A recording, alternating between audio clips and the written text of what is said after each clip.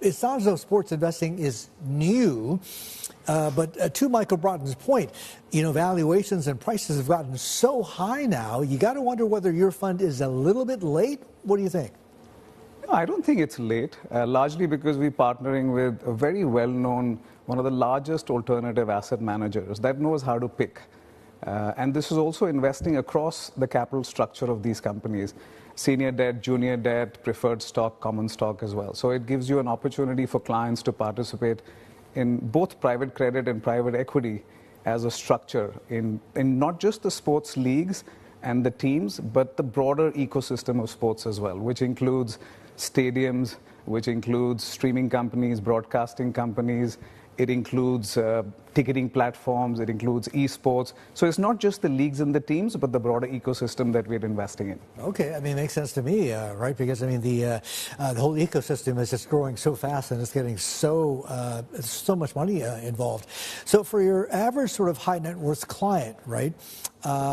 I guess he or she should be pretty excited about the prospect of access through a fund like yours, right? What is the minimum buy-in? Is there a minimum buy-in? Yeah, there is. And this is really where our advantage is when we present this as a fund structure rather than high net worth customers investing directly into the deals. Yeah. The minimum ticket size that we offer in this investment is $250,000. $250,000. That also helps customers diversify their alts portfolio as well. So it isn't about just investing in one alternative investment. It's also having a well-diversified alternative investment portfolio as well for clients. All right, so I got to ask you two questions here. One is the issue of liquidity, right? Is this a fund that you can pull money out of, or take some profits out monthly, half yearly, yearly, or are you suggesting that they take a longer-term view? That's one. And the second question is, on average, what kinds of returns are you saying clients can expect? We do expect clients to take a longer-term view, but unlike a normal private equity or a private credit fund, this has partial liquidity. So we do provide clients liquidity quarterly. But we do expect clients to be invested in the long term if they want to enjoy the right optimal risk-return profile of this product. Okay. We do expect customers to make double-digit returns over a long period of time. Double-digit returns? Yes, that's right. Oh, okay. Sherry? Samir, do you see, from your Wealth Solutions desk, do you see the allocation for alternative investments, not just as sports investing, increasing over the last few years for these wealthy individuals? Yes, we do. In fact, if you look at our asset allocation models that we've been coming out in the last few years, we've been progressively increasing our investments to alts, both gold and alts. So we certainly continue to see that trend. It, of course, depends on the client's risk profile. And based on that, we do allocate a certain allocation to alternatives, most certainly beyond sports investing. And for those who are going for sports investing, what is it? What is the main driver? Is it also partly driven by their passion, their interest in their particular sports? I just wonder why sports investing could be different and even better in some cases than some of the other potential diversifiers that are more traditional. Sure. I think there is certainly personal interest as well, but more importantly, this is for clients that are looking to reduce volatility in their portfolios. If you traditionally look at returns on alternative investments and correlate that with returns on public funds or public market products, it's a low correlation, which helps clients reduce volatility in their portfolio as well. And that's the reason alternative investments are recommended as part of the portfolio, and sports investment being one of those options available for clients. So it's both interest as well as getting to reduce the volatility in my portfolio, particularly at these times when the public markets could be very volatile.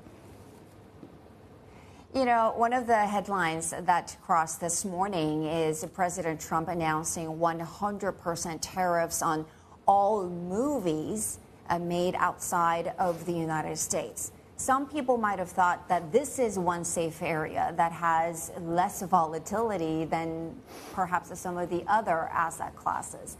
Do you wonder, just because we feel like we're living in a different world now in 2025, given all the tariff and trade tensions, do you think that perhaps sports investments would have growingly higher correlation with some of the traditional assets down the road? Look, it's very difficult to comment on where tariffs will land up. But if you look at sports investing and the broader ecosystem that I talked about earlier, most of that invests in teams and the ecosystem that is very onshore, right? So it's very domestic. You can look at the US leagues and sports teams and the ecosystem around it, or the UK, the European soccer as an example, India. They're very specific to that market. So I think less impacted by tariffs, but again, it's very difficult for us to really be precise around what the impact of tariffs would be eventually. And I understand that you're working with a separate fund manager for this fund here, but just in general, how is the valuation method different for sports investing? What is really the different mindset these investors need to have in order to really understand how they can make money from this portfolio? Yeah, look, I think valuations in sports investing is driven by a few factors. One is that these leagues and sports teams are able to negotiate broadcast rights that are really lucrative. They can get the sponsorships, they get license fee. These are revenue streams that go across multiple years. Most of these deals are done 5, 10-year deals that in some ways also protect you against economic downturns. So this certainty of cash flows that one sees in these teams is what is attractive about investing in sports.